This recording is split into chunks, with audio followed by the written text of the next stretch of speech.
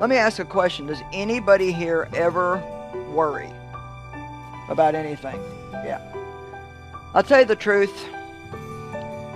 There are so many things in the world and in our own lives that we could worry about, that if we don't decide not to and get help from God in learning how to not let those worry thoughts in our heart, I mean, that's all we're going to have day in and day out, is some kind of worry. And in John 14, Jesus said, and I love this, "Do not let your hearts be troubled." So it kind of sounds to me right off the bat here like he's giving us a responsibility. You know, a lot of times we like to think, well, I can't help it. I can't help it. But he says here, don't let your hearts be troubled, distressed and agitated. You believe in and adhere to and trust in and rely on God. Now believe in and adhere to and trust in and rely on me. So one of the things that I've had to face in my life, and it's a little bit unpleasant for us, but the truth is believing God brings us into rest. And so if I say that I'm believing God, if I say that I'm trusting God, but I'm worried all the time, then the truth is I may be trying to trust God, I may want to trust God, but it's obvious that I'm struggling with it. Now, the psalmist David did say, "What time I am afraid, I will put my trust in you." So there are times when you can not feel so great about something, and you can still say, well, God, this is how I feel, but I'm going to put my trust in you anyway, because trusting God is a decision. It's not a feeling that we wait to have. And you're going to put your trust in something. If it's not God, then it's going to be yourself. It's going to be your friends, the government, the world, your bank account, your employer.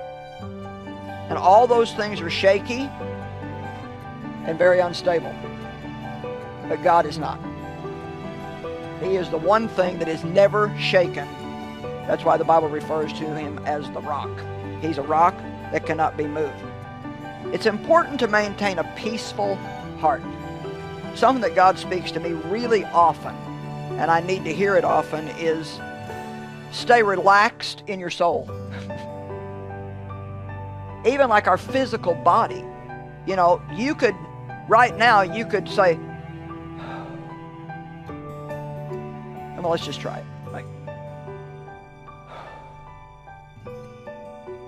see, I don't know, maybe because you're here in the studio and you know you're likely to get on TV, and I could be the same way here because I'm preaching and this has got to be good and I got to pull it off and I got timing and everything is just like, so I could be like, and that is our temptation.